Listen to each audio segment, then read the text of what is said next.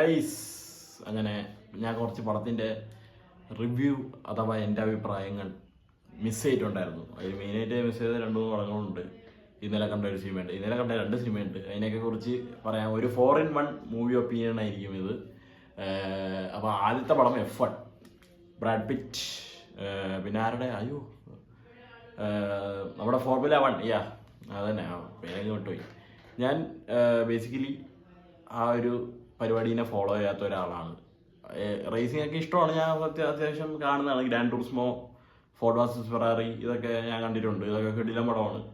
അങ്ങനത്തെ സംഭവങ്ങളൊക്കെ എനിക്ക് ഇഷ്ടമാണ്, കണ്ടുകൊണ്ടിരിക്കാൻ നമുക്ക് രസമാണ്. നമ്മൾ അങ്ങനെ ഇൻറ്റൻസ് ആയിട്ടിരുന്ന് നല്ല സൗണ്ടും നല്ല വിഷ്വൽസൊക്കെ കിട്ടിക്കഴിഞ്ഞാൽ നമുക്ക് ഭയങ്കര ഹാപ്പി ആയിരിക്കും. നമ്മൾ ഗ്രാൻഡ് ടൂറിസ്മോ ഒക്കെ ഞാൻ വീഡിയോ ഇട്ടിട്ടുണ്ടെന്ന് തോന്നുന്നു. എനിക്ക് ഭയങ്കര ഇഷ്ടപ്പെട്ട സിനിമയാണ്. പിന്നെ പഴയ NFS ഫാനാണ് ഞാൻ. NFS മോസ്റ്റ് വാണ്ടഡ് കുറേ കാലം കളിച്ചിട്ടുണ്ട് എൻ്റെ പഴയ കമ്പ്യൂട്ടറിൽ. അപ്പോൾ ഇതിനെക്കുറിച്ച്, ഈ സിനിമയെക്കുറിച്ച് പറയുകയാണെങ്കിൽ കൊള്ളാം, കിടിലൻ ഒരു സിനിമ തന്നെയാണ്. നല്ല ഒരു കിടിലൻ സിനിമാറ്റിക് എക്സ്പീരിയൻസ് തന്നിട്ടുണ്ട്. ചുരുങ്ങിയേ ഞാൻ പറയുന്നുള്ളൂ കേട്ടോ. അത് വേറെ കാര്യം, അത് കൂടുതൽ എനിക്കിതിനെക്കുറിച്ച് വലിയ പരിജ്ഞാനം ഇല്ല. അതിൻ്റേതായ ഭാഗപ്പിഴകളൊക്കെ ഉണ്ടാവും, എനിക്കറിയാം അത്. ആ സമയത്ത് പിന്നെ ഭയങ്കര പനിയും ജലദോഷവും ഭയങ്കര പ്രശ്നമൊക്കെ ആയിട്ട് വീഡിയോ എടുക്കാൻ പറ്റുന്ന ഒരു മൂഡായിരുന്നില്ല. അപ്പോൾ പടം ഇറങ്ങി ഇപ്പോൾ ഒരു 3 ആഴ്ച എന്തോ കഴിഞ്ഞെന്ന് തോന്നണ്ടേ, 2 ആഴ്ച 3 ആഴ്ച എന്തോ കഴിഞ്ഞു. ജൂൺ അവസാനമാണ് ഇറങ്ങിയത്. അപ്പോൾ ആ സിനിമയെ കുറിച്ച് പറയുകയാണെങ്കിൽ കൊള്ളാം, കിടിലൻ. Brad pit പൊളിയായിരുന്നു. ഐമാക്സിൽ കണ്ട ഒരു അടിപൊളിയാണെന്ന് പറഞ്ഞത്. ഞാൻ വനിതയിലാണ് കണ്ടത്. അവിടെ 800 രൂപ കൊടുത്ത് കാണാൻ ഒരു മൈൻഡ് തോന്നിയില്ല ആ ഒരു അവസ്ഥയിൽ. കൊള്ളാം, ഞാൻ പറഞ്ഞല്ലോ. അതായത് സൗണ്ട് വൈസ് ആയാലും അവർ ചെയ്തിരിക്കുന്ന കാര്യങ്ങളായാലും. ഇപ്പം റിയൽ ഫോർമുല 1 ഫാൻസിന് എത്രത്തോളം ഡൈജസ്റ്റ് ആവുമെന്ന് എനിക്കറിയില്ല.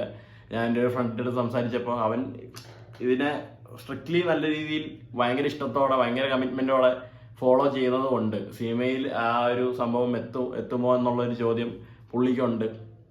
ആ ഒരു സെറ്റ് ഓഫ് ആൾക്കാർക്ക് എങ്ങനെയായിരിക്കും ഇത് ഫീൽ ചെയ്യണമെന്ന് എനിക്ക് അറിഞ്ഞൂടാ. ബട്ട് എന്നെ സംബന്ധിച്ച് ഞാൻ എൻജോയ് ചെയ്തു. എൻ്റെ ട്രെയിനിങ് ആയിരുന്നു, നല്ല രസമായിട്ട് തന്നെ പോയി. അപ്പോൾ അതാണ് F1. പിന്നെ കണ്ടത് സിത്താരെ സമീൻ പർ, അമീർ ഖാൻ്റെ. അത് പലർക്കും ഒരു ഇതൊക്കെ തോന്നുന്നു താരെ സമീൻ പറിൻ്റെ ആ ഒരു ക്യാരക്ടറിൻ്റെ ഒരു വേറൊരു പടമാണെന്ന് പലർക്കും ഇതുണ്ട്. പക്ഷേ എനിക്ക് തോന്നുന്നത് ആ ഒരു ക്യാരക്ടർ അല്ല, ഇത് വേറൊരു ക്യാരക്ടറാണ് അമീർ ഖാൻ ചെയ്തിരിക്കുന്നത്. ആ പടമായിട്ട് വലിയ ബന്ധമൊന്നുമില്ല. അതുകൂടെ പേരിൽ മാത്രം സി എന്നുള്ള ഒരു സംഭവം വന്നതാണ്, സിത്താരെ സമീൻ പർന്ന്. ജസ്റ്റ് ആ ഒരു തോന്നുന്നു. താരെ സമയം വെച്ച് കമ്പയർ ചെയ്യാൻ പറ്റില്ല, അതിൻ്റെ ഒരു ലെവലൊന്നും എന്തായാലും ഇല്ല. ബട്ട് ഫീൽ ഗുഡ് പടം, പക്ക ഫീൽ. അത് നമുക്ക് തന്നെ കുറേ അവരെ സമ്മതിക്കണം. എന്ന് വെച്ച് കഴിഞ്ഞാൽ ഈ എന്താ പറയുക, മെൻ്റലി ഓട്ടിസ്റ്റിക് അല്ലെങ്കിൽ റിറ്റാർഡൊക്കെ ആയിട്ടുള്ള പിള്ളേരെയൊക്കെ വെച്ച് എങ്ങനെ സിനിമ എടുക്കും എന്നുള്ളൊരു ചോദ്യചിഹ്നം നമുക്കുണ്ടായിരുന്നു. പക്ഷേ അതിഗംഭീരമായിട്ട് തന്നെ നമുക്ക് നല്ല രീതിയിൽ ആ സിനിമ എടുത്തു വെച്ച് തന്നിട്ടുണ്ട്. അത് ഭയങ്കര ഫീലായിട്ട് തന്നെ ഉണ്ട്. അത് പറയാതിരിക്കാൻ വയ്യടേ. നല്ല ഭയങ്കര ക്യൂട്ടായിരുന്നു, ഭയങ്കര ക്യൂട്ട്, ഭയങ്കര ഫീൽ ഗുഡ്, ഭയങ്കര ലൈറ്റ് ഹാർട്ടഡ്. ആ ഒരു ലെവൽ നമുക്ക് ചില പോർഷനിലൊക്കെ നമ്മൾ നല്ലോണം ചിരിച്ചിരിക്കും, ചില പോർഷനിലൊക്കെ നമ്മൾ കുറേ ചിന്തിക്കും, കുറേ പോർഷൻസിലൊക്കെ നമ്മുടെ കണ്ണൊക്കെ നിറഞ്ഞു പോകും. അങ്ങനത്തെ ഒരു ഭയങ്കര ലൈറ്റ് ഹാർട്ടഡ്. എനിക്ക് ഈ അമീർ ഖാൻ്റെ ഇങ്ങനത്തെ ചില പടങ്ങളൊക്കെ ഭയങ്കര ഇഷ്ടമാണ്. ദങ്കൽ ഭയങ്കര ഇഷ്ടമുള്ള ഒരു സിനിമയാണ്. 3 Idiots ഭയങ്കര ഇഷ്ടമുള്ള സിനിമയാണ്. 3 Idiots ആയാലും നൻപനായാലും രണ്ടും എനിക്ക് ഭയങ്കര ഇഷ്ടമാണ്. വിജയ് സിനിമ ആയതുകൊണ്ടായാലും നൻപൻ എനിക്ക് ഭയങ്കര ഇഷ്ടമാണ്. 3 Idiots കിട്ടില്ല. താരെ സമീൻ പർ, അങ്ങനത്തെ കുറച്ച് സെറ്റ് ഓഫ് പടങ്ങളുണ്ട്. സീക്രട്ട് സൂപ്പർ സ്റ്റാർ, ഇതൊക്കെ നൈസ് പടങ്ങളാണ് അമീർ ഖാൻ്റെ. സോ അങ്ങനത്തെ ഒരു കിടിലൻ ഒരു ഫീൽ ഗുഡ്, എന്താ പറയുക, മൈൻഡ് റിഫ്രഷിങ് പടം സിതാരെ സമീൻ പർ. അടിപൊളിയായിട്ട് എല്ലാവരും ചെയ്തിട്ടുണ്ട്. ജനീലിയാണ് മെയിൻ ഫീമെയിൽ ലീഡ് ചെയ്തിരിക്കുന്നത്. പുള്ളിക്കാരി നൈസായിരുന്നു. അത് മൊത്തത്തിൽ അടിപൊളിയായി തന്നെയായിരുന്നേ. പിന്നെ ഇന്നലെ ഞാൻ സൂപ്പർമാൻ കണ്ടു. സൂപ്പർമാൻ ഈസ് ലൈക്ക്, എന്താ പറയുക, പിള്ളേർ സെറ്റിന് അടിച്ചു വിളിക്കാനുള്ള ഒരു പടം. ഞാൻ സൂപ്പർമാൻ, മാൻ ഓഫ് സ്റ്റീൽ കണ്ടിട്ടുണ്ട്, ബാറ്റ്മാൻ വേഴ്സസ് സൂപ്പർമാൻ കണ്ടിട്ടുണ്ട്, ഹെൻറി കാവിൽ. ആ ഒരു പടങ്ങളുടെ കൂടെ പിടിക്കാൻ പറ്റുമെന്ന് ചോദിച്ചു കഴിഞ്ഞാൽ എനിക്ക് അറിഞ്ഞുകൂടറേ. ഞാൻ പറഞ്ഞല്ലോ, ഞാൻ ഈ ഹോളിവുഡ് മൂവീസ് ഫോളോ ചെയ്യുന്നത് വളരെ കുറവാണ്. അതിൽ ഈ DC മാർവൽ എന്നൊക്കെ പറയുമ്പോൾ ഞാൻ കണ്ടു തുടങ്ങിയിട്ട് ഏതാനും ചുരുക്കം വർഷമേ ആയിട്ടുള്ളൂ. DC മാർവൽ ഞാൻ ജസ്റ്റിസ് ലീഗ്, പിന്നെ മറ്റേ സ്നൈഡർ കട്ട്, ഇതൊക്കെ കണ്ടിട്ടുണ്ട്. അതൊക്കെ ശരിയാണ്. ബട്ട് സൂപ്പർമാൻ വെച്ച് നോക്കുമ്പോഴത്തേക്കും നൈസിന് അവർ പ്രസന്റ് ചെയ്തിട്ടുണ്ട്. നമ്മൾ യൂഷ്വലി കാണുന്ന പോലത്തെ ഒരു കഥയോ പശ്ചാത്തലമോ ഒന്നുമല്ല. കുറച്ച് ഡിഫറെൻ്റ് ആയിട്ട് തന്നെ, ബേസിക്കലി മറ്റേ എയറിലിട്ട് പറത്തിയിടി തന്നെയാണ് മൊത്തം. എന്നാൽ പോലും നമുക്ക് കണ്ട് എൻജോയ് ചെയ്യാൻ പറ്റുന്ന സംഭവങ്ങളൊക്കെ ഉണ്ട്. എന്റർടൈനിങ് ആയിരുന്നു. ഒരു സൈഡ് പോയി നമുക്കൊരു വീക്കായിട്ട് നമുക്കൊന്നും തോന്നിയില്ല. പിന്നെ നമ്മളെ മറ്റേ പട്ടിക്കുട്ടിയില്ലേ ക്രിപ്റ്റോ, അത് ഭയങ്കര ക്യൂട്ടായിരുന്നു. ഞാൻ കോമിക്സ് ഒന്നും വായിച്ചിട്ടില്ല, അപ്പൊ എങ്ങനെയാണ് ഇതിന്റെ അടിസ്ഥാനപരമായിട്ടുള്ള കാര്യങ്ങൾ എങ്ങനെയാണെന്നൊന്നും എനിക്ക് വലിയ പിടിയില്ല. ജസ്റ്റ് പടം കണ്ട് എന്റർടൈൻ ചെയ്യാൻ പോയി എന്ന് മാത്രമേ ഉള്ളൂ. സോ ദാറ്റ്സ് സൂപ്പർമാൻ അടിപൊളി ചെയ്തിട്ടുണ്ട്. ജെയിംസ് ഗണ്ണാണ് ഡയറക്റ്റ് ചെയ്തിരിക്കുന്നത്. നല്ലൊരു ഡയറക്ടോറിയൽ വർക്കായിരുന്നു. പിന്നെ എന്തടേ പോരായ്മയായിട്ട് ഒരു നടിയുണ്ട് അതിൽ, ഭയങ്കര ഒരു ക്രിഞ്ച് വാരി തന്ന ഒരു നടിയുണ്ട്. ഒരു ഐഫോണും പിടിച്ച് സെൽഫിയൊക്കെ ആയിട്ട് നടക്കണ ഒരു പുള്ളിക്കാരിയുണ്ട്. ആ പുള്ളിക്കാരിൻ്റെ മാത്രമേ എനിക്കൊരു അയ്യെന്ന് തോന്നിപ്പോയുള്ളൂ. ബാക്കിയൊന്നും നമുക്കങ്ങനെ അലമ്പായിട്ട് തോന്നില്ല. മെയിൻ ഫീമെയിൽ ലീഡായാലും പിന്നെ വേറെ ഒരു മച്ചാനുണ്ട്, ഒരു ടെറിഫിക് എന്ന് പറഞ്ഞ മച്ചാനുണ്ട്. പുള്ളീൻ്റെ പരിപാടിയൊക്കെ അടിപൊളിയായിരുന്നു. അയ്യോ എനിക്ക് അറിഞ്ഞുപോട്ടെ, ഇതിപ്പോൾ സ്പോയിലറാണോ? ഞാൻ പറഞ്ഞില്ലേ, അടിസ്ഥാനപരമായിട്ടുള്ള ഒരു അറിവ് എനിക്ക് കുറവാണ്, ആ ഒരു വിവരം എനിക്ക് ഭയങ്കര കുറവാണ്. അതുകൊണ്ട് എനിക്ക് കൂടുതലൊന്നും ഇതിനെക്കുറിച്ച് പറയില്ല. ബട്ട് ഒരു സ്റ്റാൻഡ് അലോൺ പടം എന്നുള്ള രീതിയിൽ നോക്കുമ്പോഴത്തേക്കും ഞാൻ കണ്ട് എൻജോയ് ചെയ്തു.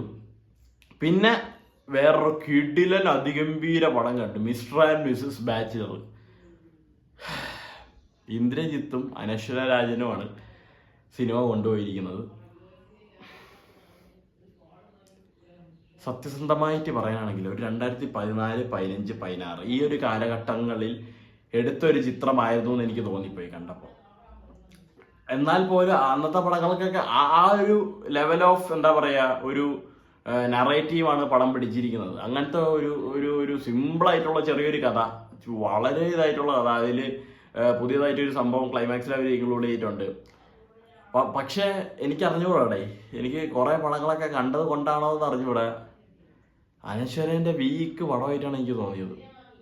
പിന്നെ പലർക്കും കല്ലടി പോകുന്നത് ഈ ഒരു കോംബോ എങ്ങനെ വർക്കാവൂടെ എന്ന് തോന്നുമ്പോഴത്തേക്കും നമ്മൾ വിചാരിക്കണമല്ല, ആ ഒരു ലവ് കോംബോ അല്ല, ഒരു ചേട്ടൻ്റെ അനിയത്തി ഒരു ബന്ധം തന്നെയാണ് അവിടെ കാണിച്ചിരിക്കുന്നത് ബേസിക്കലി.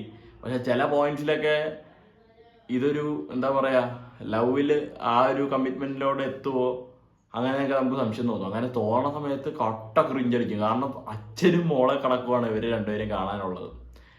എനിക്കൊന്ന് പ്രാർത്ഥനാ നിലയത്തിന് അനശ്വരൻ്റെ അതേ വയസ്സാണെന്ന് തോന്നുന്നത്.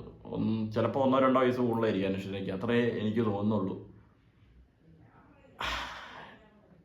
എന്തിനായിരുന്നു ഇങ്ങനെ ഒരു സിനിമ എന്നുള്ളൊരു ചോദ്യം എനിക്കുണ്ട്. ദീപു കരുണാകരൻ എന്ന് പറഞ്ഞൊരു മച്ചാനാണ് ഇത് എടുത്തിരിക്കുന്നത്. എനിക്ക് പുള്ളീൻ്റെ ഇതിനു മുമ്പത്തെ പടം ഏതാണെന്ന് വരെ സംശയമാണ്. ദീപു കരുണാകരൻ പുള്ളി ഇതിനു മുമ്പ് എടുത്ത പടം ഏതാടേ, ഫയർമാൻ പടക്കം വരുന്നത്.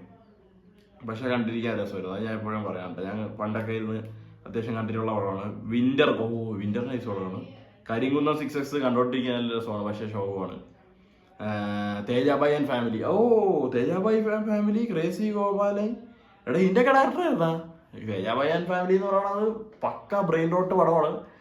ഒരു രീതിയിലും എന്താ പറയുക, ലോജിക്ക് എടുത്ത് നോക്കരുത്, അല്ലാതെ ഇത് എൻജോയ് ചെയ്യേണ്ട ഒരു സിനിമയാണ്. ആ ഒരു കോമഡിയും കാര്യങ്ങളൊക്കെ ആയിട്ട് ഭയങ്കര രസമായിട്ട് തന്നെ പോയൊരു സിനിമയാണ് കരിങ്കുന്നം 6X. എനിക്ക് തോന്നുന്നു അത്യാവശ്യം കുഴപ്പമില്ലാതെ, ഞാൻ പണ്ട് തിയേറ്ററിൽ സിനിപോളിസിപ്പിൽ നിന്ന് കണ്ട സിനിമയാണ്. സുൽത്താന് പോയിട്ട് ടിക്കറ്റ് കിട്ടാതെ ഇത് കണ്ടത് ഞാൻ ഓർക്കുന്നു.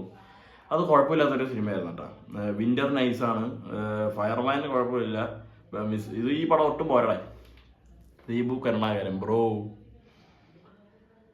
എന്തായാലും കുഴപ്പമില്ല. അതാണ് എനിക്ക് 4 സിനിമയെ കുറിച്ച് പറയാനുള്ളത്. എനിക്കറിയാം ഭയങ്കര ബോറടിപ്പിക്കണ ഒരു വീഡിയോ ആയിരിക്കും ഇത്. എനിക്ക് എന്നോട് ഇത് തോന്നുന്നു, എനിക്ക് എന്തരടാ ഞാൻ വന്ന് പറഞ്ഞതെന്ന് എനിക്ക് തോന്നുന്നുണ്ട്.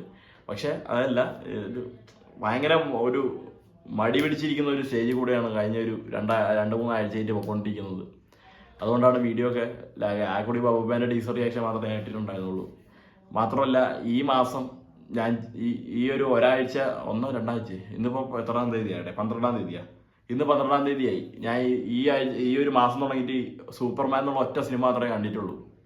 ഇനി ഈ മാസം അടുത്തത് മറ്റേ ഫാന്റാസ്റ്റിക് 4 ആണ്. ഈ 2 സിനിമ മാത്രമേ എനിക്ക് കാണാവുള്ളൂ. ബാക്കിയൊക്കെ മലയാളത്തിൽ എന്തൊക്കെയോ സിനിമ ഇറങ്ങുന്നുണ്ടെന്ന് തോന്നുന്നു, എനിക്ക് അറിഞ്ഞുകൂടാ. മലയാളത്തിൽ അങ്ങനെ നല്ല പടവുമില്ല. അടുത്ത മാസമാണ് നമ്മുടെ മെയിൻ സിനിമകളൊക്കെ വരുന്നത്. കൂലിയുണ്ട്, വാർട്ടുമുണ്ട്, മറ്റേ ലാലേട്ടൻ്റെ ഹൃദയപൂർവ്വം ഉണ്ട്, ലോക ഉണ്ടെന്ന് ഞാൻ കേട്ടു, ഫാസിലിൻ്റെ സിനിമ ഉണ്ടെന്ന് കേട്ടു. അതൊക്കെ കണ്ടോളൂ അവിടെ. ഓഗസ്റ്റ് മാസം സിനിമയ്ക്ക് അത്യാവശ്യം ഒരു നല്ലൊരു മാസമാണെന്നാണ് എനിക്ക് തോന്നുന്നത്. ജൂലൈ ഭയങ്കര ഡ്രൈ ആണ്. അത് ആകെക്കൂടി ഒരു മന്ദിപ്പ് സ്റ്റേജാണ്. സിനിമയില്ല, വേറൊരു കാര്യങ്ങൾ അച്ചുപിടിക്കണം, അങ്ങനത്തെ ഒരു അവസ്ഥയിലേക്കാണ്. So that's all with these 4 പടങ്ങൾ. നിങ്ങൾ കണ്ടിട്ടുണ്ടെങ്കിൽ അഭിപ്രായം പറയുക. വീഡിയോ കാണുന്നുണ്ടെങ്കിൽ പറ്റുമെങ്കിൽ ലൈക്കൊക്കെ അടിക്കുക. വല്ലപ്പോഴൊക്കെ ഇതൊക്കെ പറയാറുള്ളതേ. അങ്ങനെ പോട്ടെ. Bye bye.